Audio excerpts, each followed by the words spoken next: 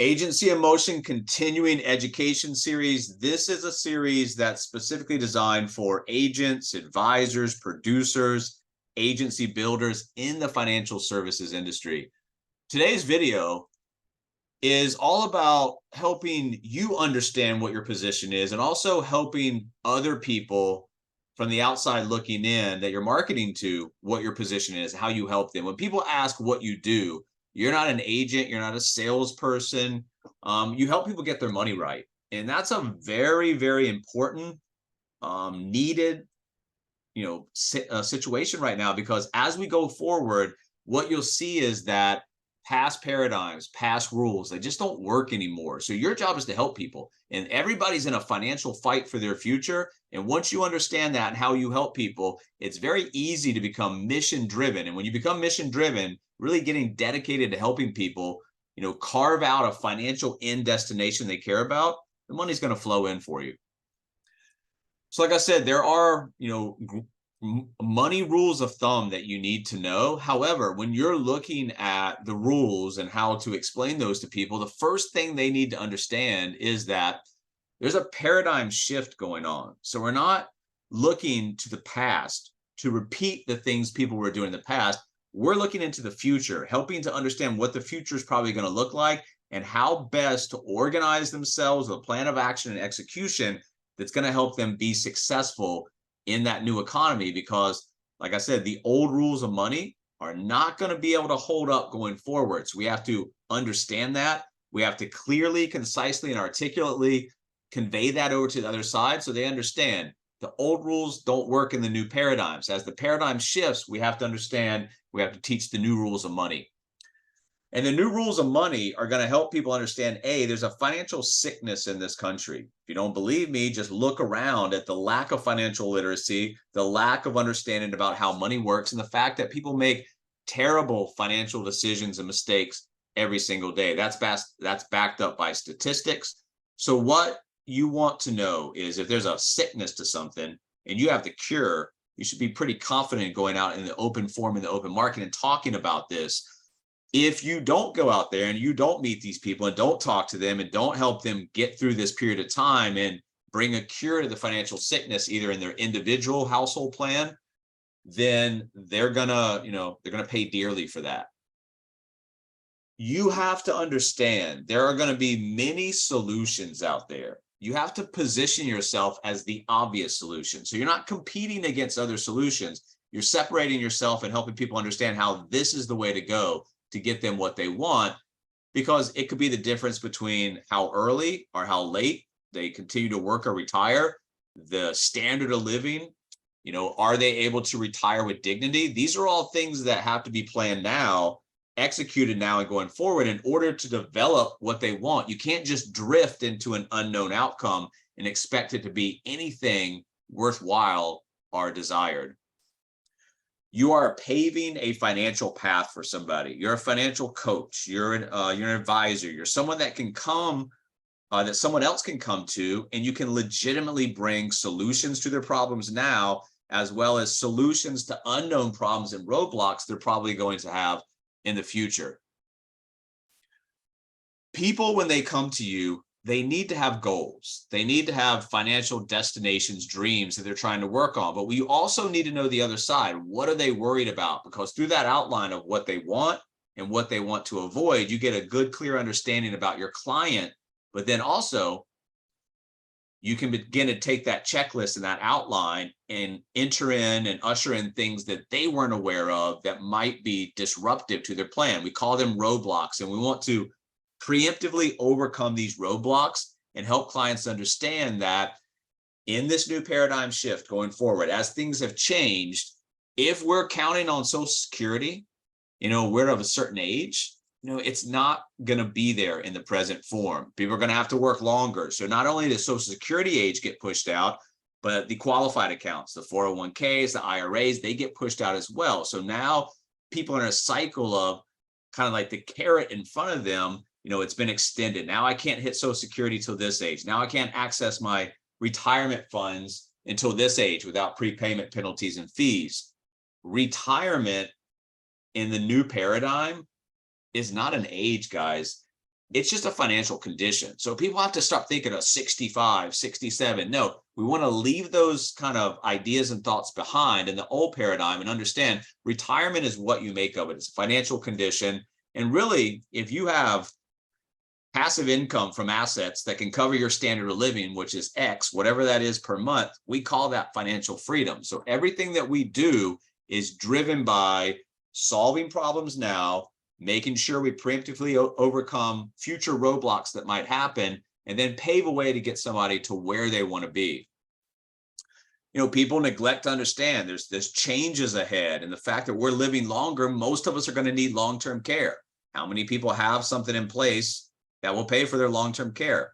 Hardly anybody. So what you need to understand is from the government's perspective, and you never want to have the government taking care of you or expecting the government to take care of you, because they're not.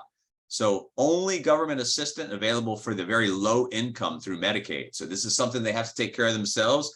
Also, for the first time in history, going forward, our retirement tax rate is going to be higher than our active working tax rate. The Congressional Budget Office, the CBO, says in order to handle our national debt, the top tier tax bracket needs to move up to 88%. So if somebody's okay with giving 88 cents on the dollar to the government, then they don't need us. But if they're worried about that and they're worried about higher taxes in the future, then they have to do something right now to prepare them and shield them from that. Remember, these challenges equal not only opportunities for your clients, but they equal opportunities for us as financial coaches to go in there and create opportunities for these people. It's not income. Active income is important. It will do things to help spur on the end goal, but the end goal is to build wealth. And income itself doesn't build wealth. You have to teach your clients that income generating assets do. There are people who have money. There are people who are rich. So remember, that financial freedom number is going to come from being able to have passive income from assets that cover that. And then once you do that, you can go over and beyond that and start creating the surplus. Through the active working years, one of the things that we see happening over and over and over again is people save money just to save money. That's a loser's bet, guys. And we'll talk about why over the next couple of slides, but your clients need to be saving money for the sole purpose of investing and growing that money.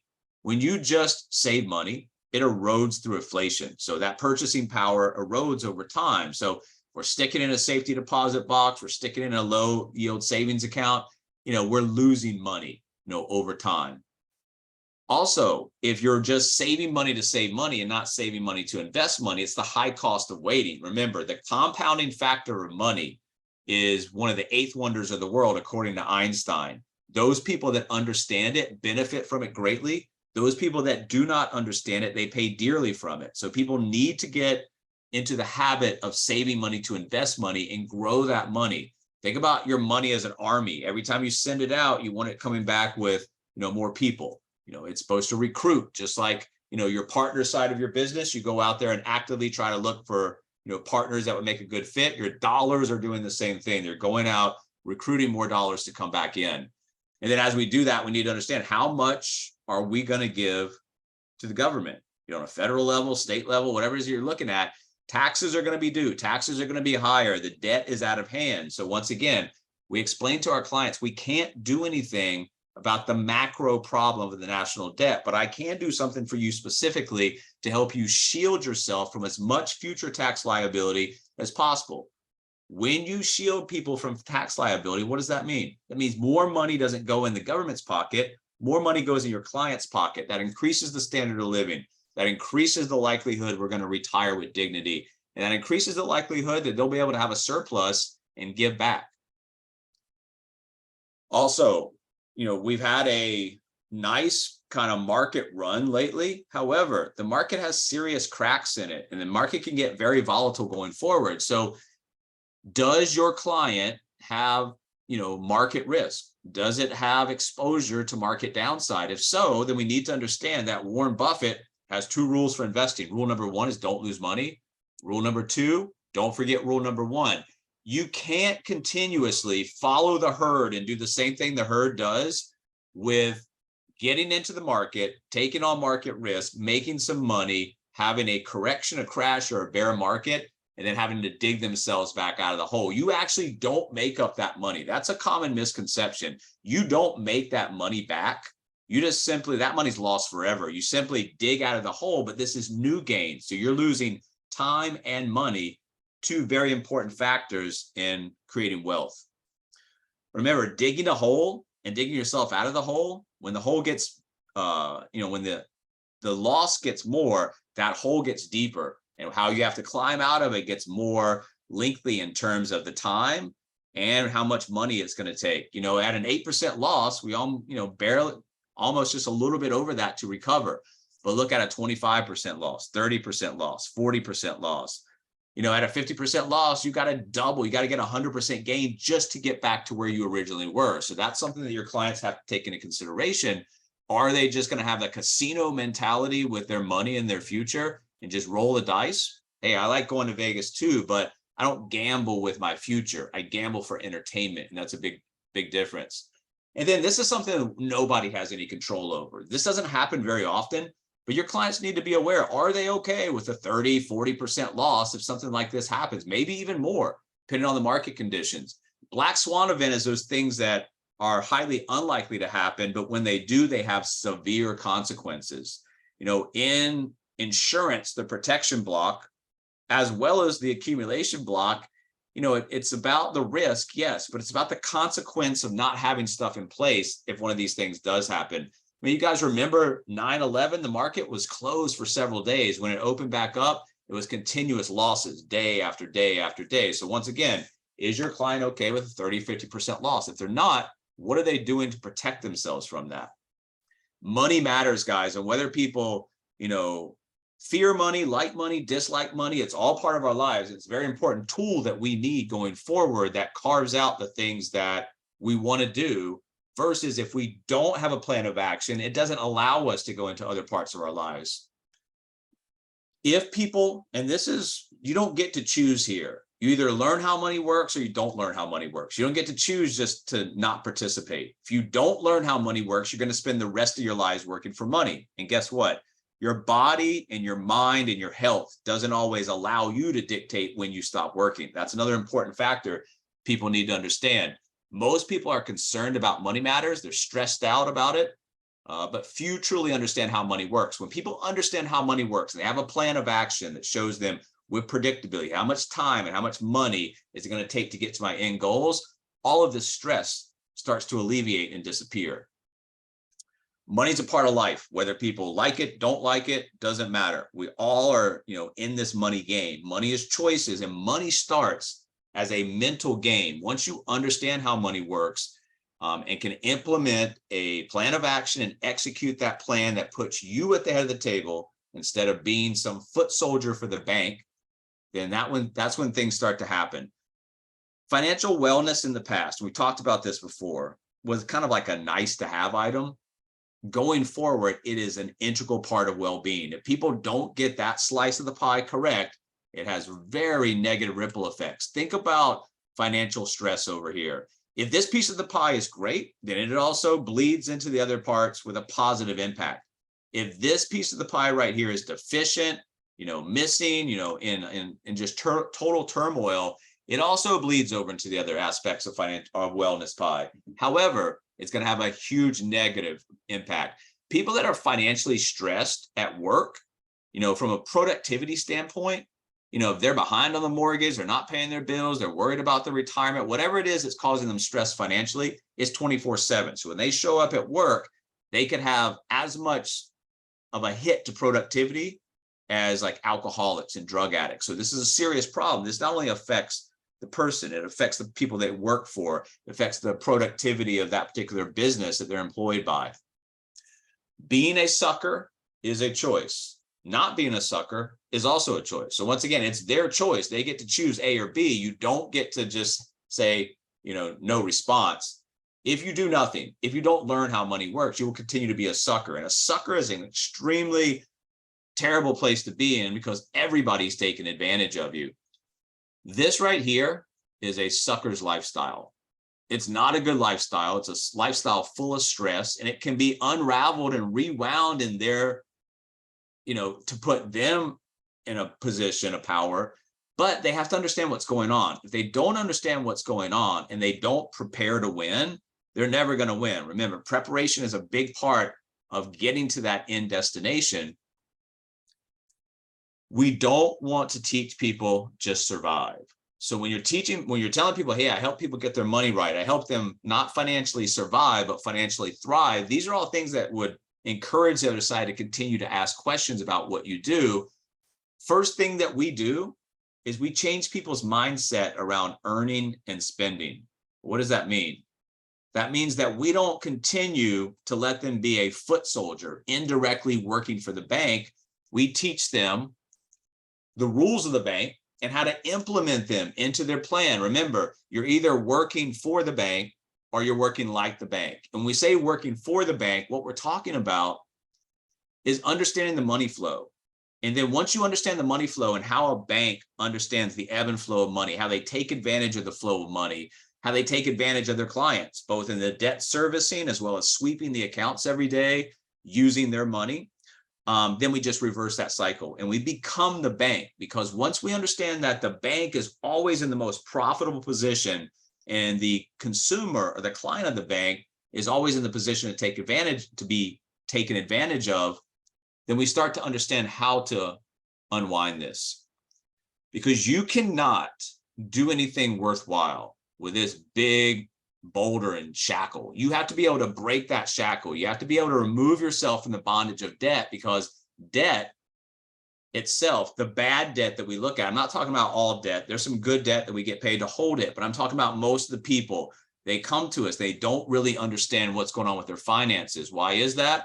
Well, first of all, when you really break down, when somebody has a mortgage, which is a big part of the overall budget, and then they have some other debt servicing like credit cards and car loans and student loans, you could have a significant chunk of the net income go to the bank, not in the repayment of the principal amount that was borrowed and owed, but in just pure interest. So if you're given, think about if you are making $6,000 a month net, and let's say that you're given $1,500 in pure interest to the bank, that money doesn't do anything for you. It's lost. All that productiveness, that input, that energy that you went into making that money, you're working indirectly for the bank. That $1,500 goes from your pocket over the bank's pocket. It does absolutely nothing for you. And guess what? That's 25% of your net income you just gave over to the bank for no reason. We have to understand the problems and help people mentally unwind this stuff. And then once they do, replace that bad data with good data and get them on a plan of action and execution. It's actually going to be worthwhile for them.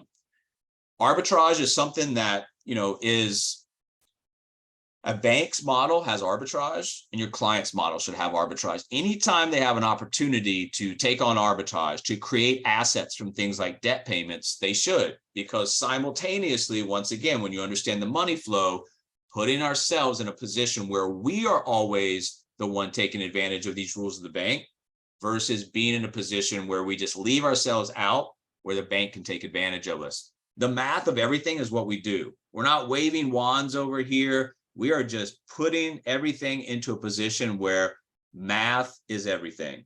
The math of the formulas, the timing of payments, the timing of your income, everything matters. And once people understand the ebb and flow of money, they adopt the rules of the bank, great things, positive ripple effects start happening in the financial plan. And that allows us, once we break the bondage of debt, then we can start putting our money to work. Money makes money. If your money's always going to the bank in the form of pure interest, lining their pockets, bringing them more profitable position, you can't ever really get to this side. Once you get to this side, it's easy for your money to start making money. And then once you do, you're getting closer and closer and closer to financial freedom.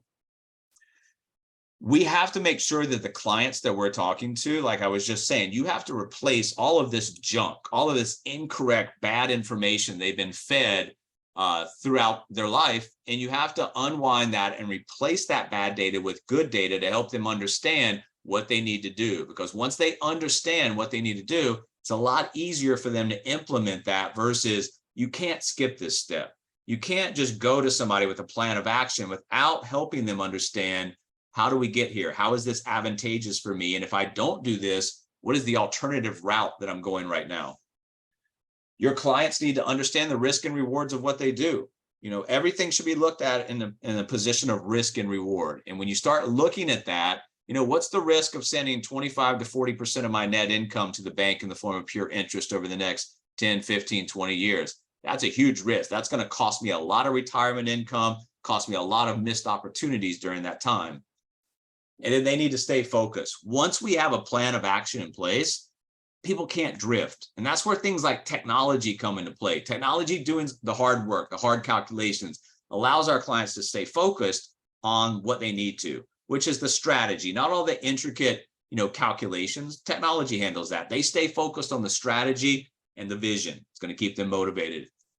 And once again, our end goal is to eliminate the debt, stop sending so much to the bank in the form of pure profit, and build passive income streams for us that are going to lead us to freedom.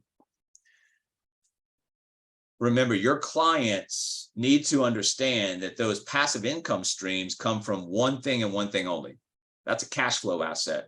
So they need to understand a cash flow asset is you're getting paid to hold it, whether that's a dividend paying stock, whether that's a rental property with a renter. Cash flow assets create passive income. So when they're looking at their money, where's their money going? Is it going to full consumption? Or is it going to depreciating assets? Depreciating assets are things that you buy that over time are just going to get more and more and more worthless till eventually they're worth zero.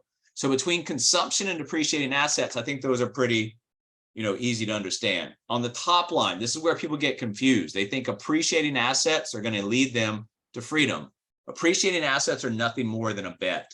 I'm going to bet that, hey, I'm going to have this asset, and at a future date, at a future time, somebody's going to pay me more than I paid for it. That's just a huge risk. That's just, we're fortune tellers at this point. Cash flow assets, I know that when I get the cash flow asset, I'm not only expecting it to be an appreciating asset over time and gain more in value, but during that time, it's going to pay me to hold it. Cash flow assets is something our clients have to be addicted to. If they understand the importance of cash flow assets and where that's going to lead them, and they get addicted to accumulating cash flow assets, really good things happen. At the end of the day, guys, this is the question.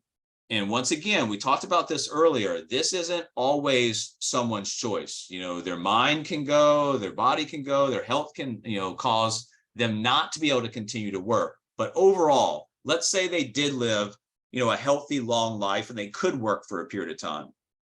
Who ends up working for money? Is it them or their assets? If it's them, then once again, not knowing how money works, not having their assets in place, not having cash flow assets that are paying them money, they're going to continue to work for that money. And once again, inside that whole cycle is them just forking over, nothing but pure profit month after month after month to the bank. Once again, that makes the bank's bottom line look better, client's bottom line look worse, keeps them poor, keeps the bank and the financial industry rich.